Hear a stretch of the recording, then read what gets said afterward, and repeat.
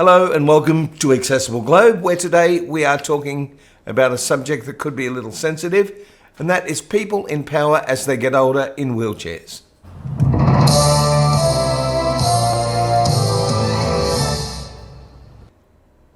Today's subject has been brought to the fore by Her Majesty Queen Elizabeth in England, who has been getting older and needing a little more assistance with mobility.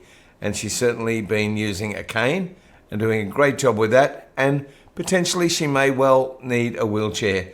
So we'll be talking about that and other people of power and how they've hidden the fact that they have been in wheelchairs, and why should they have to hide that? Why is it that society potentially sees people as lesser or weaker or not as competent if they are in a wheelchair? Now, this is not a new thing. This has been going on for a long time. In fact, we can go probably further back than I'm going to, but one that I do know of was President Teddy Roosevelt in the United States. Now, Roosevelt was in a wheelchair, and growing up, I didn't know that.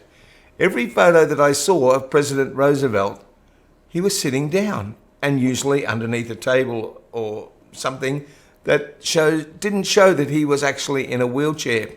And when I did my research on that, when I read it, it said that oftentimes he hid the disability because people potentially thought he could be less able to be a president, less effective or whatever, because he's in a wheelchair.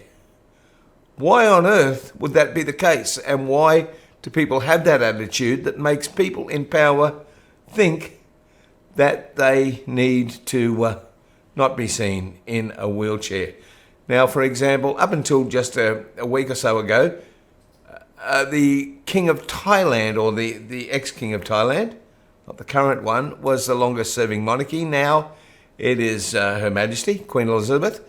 There is the King of Thailand using a walker, which was great, and also he used a wheelchair. We've got a couple of pictures coming up where the King of Thailand used a wheelchair. Now you'd wonder, perhaps, why was the King of Thailand able to do that? Why was he comfortable doing that? And one of the reasons is that he had grown up with the experience of disability because his daughter, the princess, was also disabled and in a wheelchair. So he had probably realised that a wheelchair doesn't change a person, it doesn't change their ability, and thought, well, if people can't deal with that, that's their problem, because after all, I am the king. And by the way, the princess is universally loved in Thailand, not because she's in a wheelchair, but just because she's a wonderful person and a great princess. So that's the King of Thailand, and he didn't hide at all that he was in a wheelchair. Now, before we go on to Her Majesty, we'll talk about some other people that have had power that have been in a wheelchair, that haven't had to hide it because they're not politicians, they're not kings or queens. There's Christopher Reeve, we all know him. Started off as Superman and then became an even more Superman as an advocate for people with disabilities. An equestrian accident left him in his chair. He didn't let it stop him. He didn't become less of a person. He just became, well, the same person with a different focus, I guess. Frank Williams, who we have done an interview with. Frank was in a car accident. He was the owner of Williams Formula One. And in the interview that we did with him, and we'll put a link to that at the end of this one, he said he didn't even think of stopping. A wheelchair or a disability wasn't going to get in his way, didn't make him in any way less effective as a Formula One owner. So that was fantastic. Let's look at one other person who we know has been tremendously influential in the world, and that is one of the greatest scientists of all times. Oftentimes he's compared with Einstein, and that is, of course, Stephen Hawking. Now, Stephen Hawking was diagnosed with Lou Gehrig's or motor neurone at the age of 21 and told that he would probably live for about 2 years. And he said, no, I'm going to live longer. He lived, I think, till 76 and contributed so much to the science world. A towering human being with a great influence. And before we go on to Her Majesty the Queen, even Hollywood has started to understand that you can be a king in a wheelchair if you watched Game of Thrones and everybody wanted to know who would become the king or the ruler of the, what were they called, Carl? The something kingdoms? The 7 kingdoms. It ended up being Bran, the guy in the wheelchair. He was the best equipped to be the king. Now, I know that's a TV show, but it's great that even in TV and Hollywood and in the world, people are starting to realise that a wheelchair does not define you. Now, this brings me back to Her Majesty Queen Elizabeth.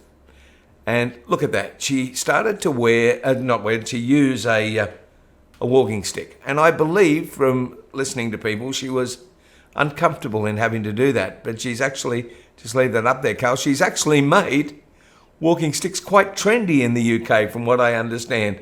And elderly people who perhaps weren't using a walking stick are going, well, if it's good enough for the Queen, it sure as heck is good enough for me. She's a wonderful lady. I want a trendy walking stick, and people are just using them. And that's why it makes me a little bit sad that even though we've seen the Queen in the buggy at, what was it? I think it was the flower show. Yeah, thanks, Carl. The flower show, that was great. But it didn't give her the mobility to really get around and get up close to the flowers. Now, a wheelchair would have allowed her much more freedom. But it is said that Her Majesty, whilst as a person she's probably fine with being in a wheelchair, I think she doesn't want the Queen, the office of the Queen, to be seen in a wheelchair. And you know what?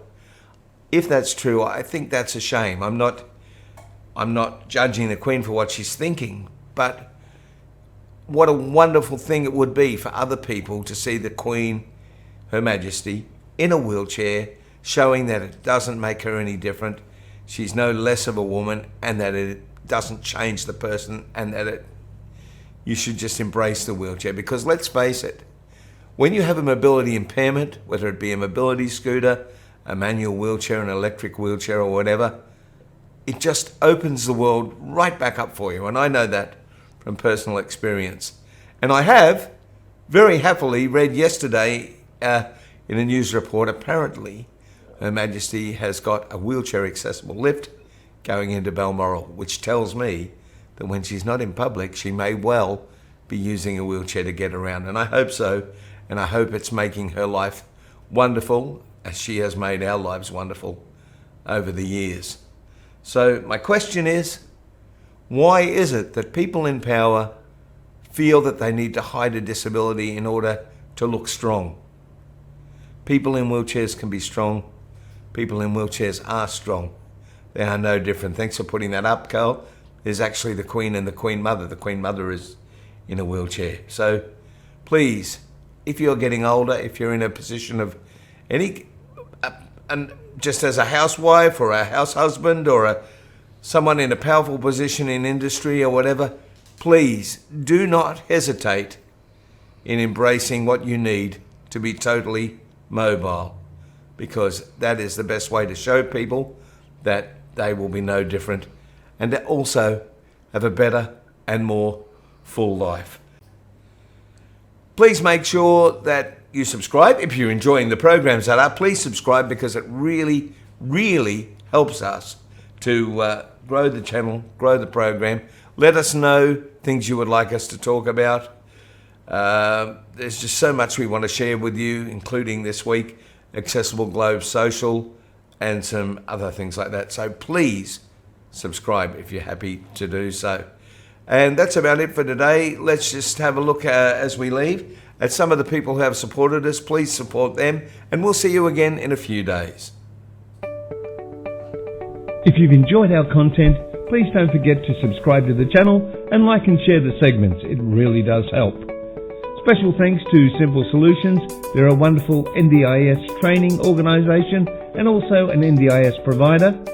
Thank you to Hello World Travel in Hervey Bay, who do all the bookings for our various travel adventures.